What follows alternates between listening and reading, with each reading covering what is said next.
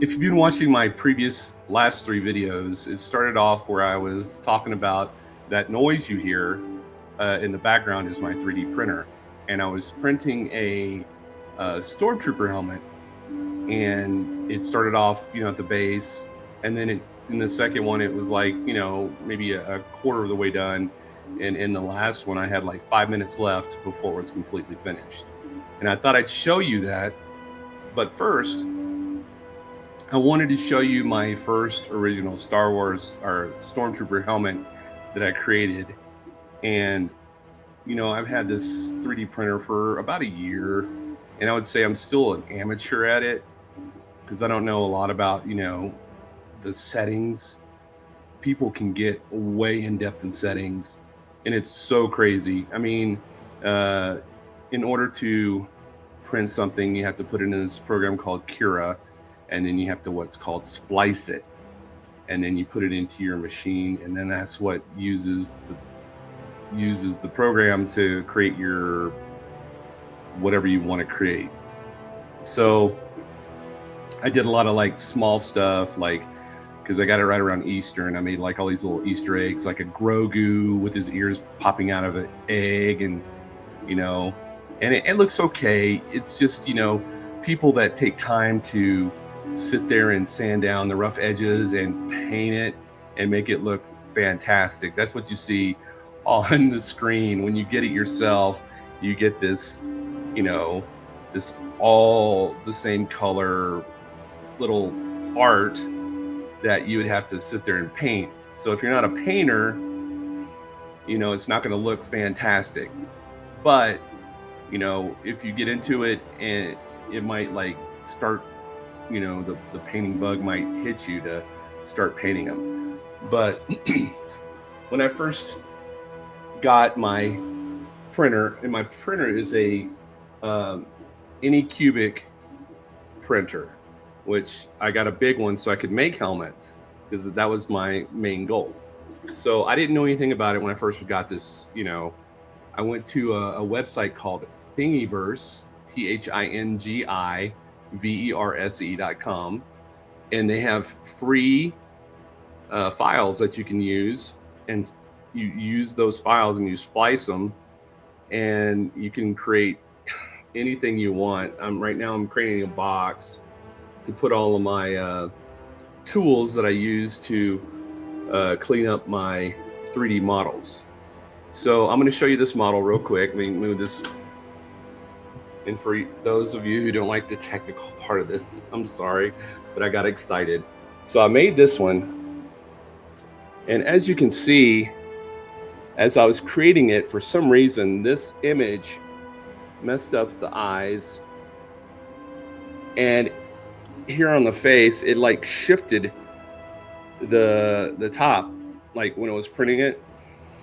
And one of the things that it does is it creates structural supports so it doesn't like sag or do anything. So I think what happened is it created all these structural supports, which I was going to take them all off, but I was disappointed with this helmet, and I didn't want to take the time to do much with it. I just stuck it there in my cubicle and just watched it. But then all of a sudden, for like the last month or so, I've had the bug to make more stuff. So I bought some black filament. It's PLA, which is the filament that they use in my 3D printer. And it's not too expensive. The spool, which is 1,000 grams, I think.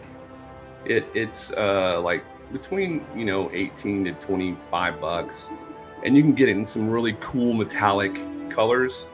But I got some black PLA because I wanted to try my hand at trying another Stormtrooper helmet.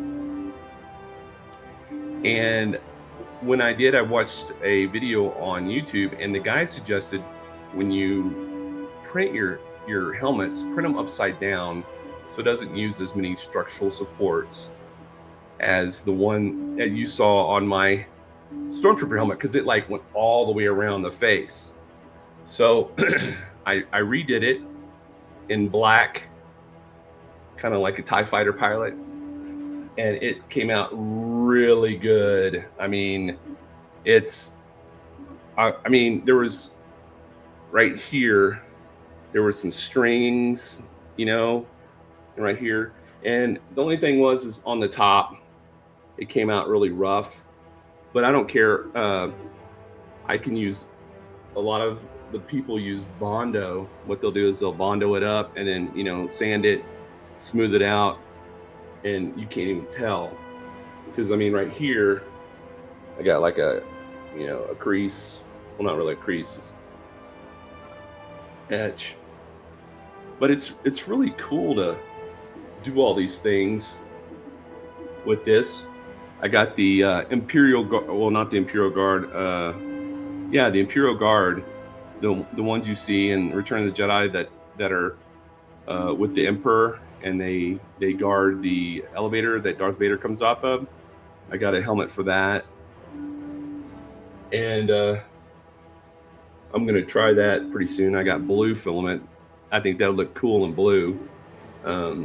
But yeah, this fits really well. I think I'll just Bondo it, and I don't know if I'm gonna touch it up or anything, but because I really like it all black like this. It's really, really slick, and it fits too. That was my other one.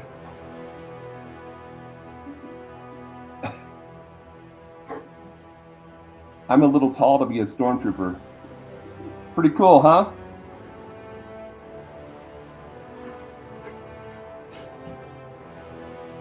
And I just printed a mask that I found on Thingiverse real quick. It took about 6 hours. That helmet, to give you a reference, those two, the white helmet and the black helmet. The black helmet took 2 hours or 2 days and 15 hours to print. The white one, I think it took like 3.5 days.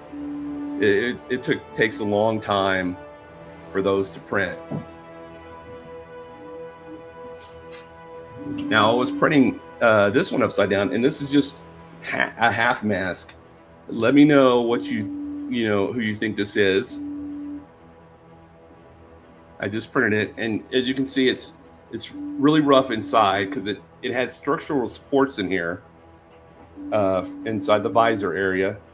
And what I'll do is I'll probably get some, you know, get some sandpaper in there and just sand it down, and also probably get some material in here to make the visor opaque or black where I can see out but people can't see in, and then maybe paint it the silver, or maybe I might leave it black and put red, like bright red, you know, like the person that's supposed to be.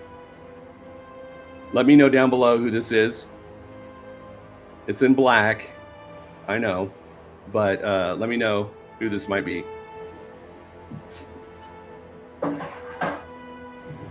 And then something I'm really excited about, and I'm not trying to brag or anything, but my wife, I am gonna brag.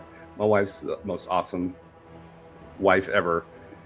She got me, because I tried to print a helmet,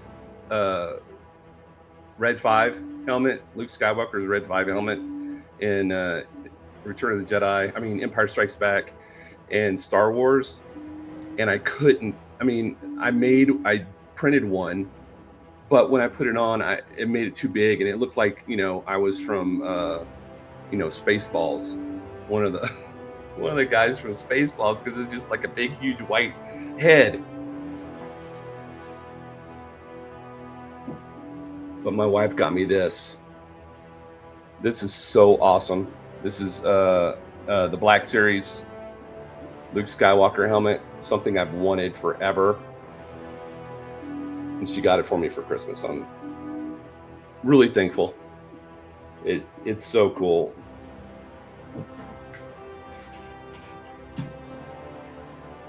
I think what I'll do now is, if I make another X-Wing helmet, I'll probably try to do the one like they have in The Mandalorian.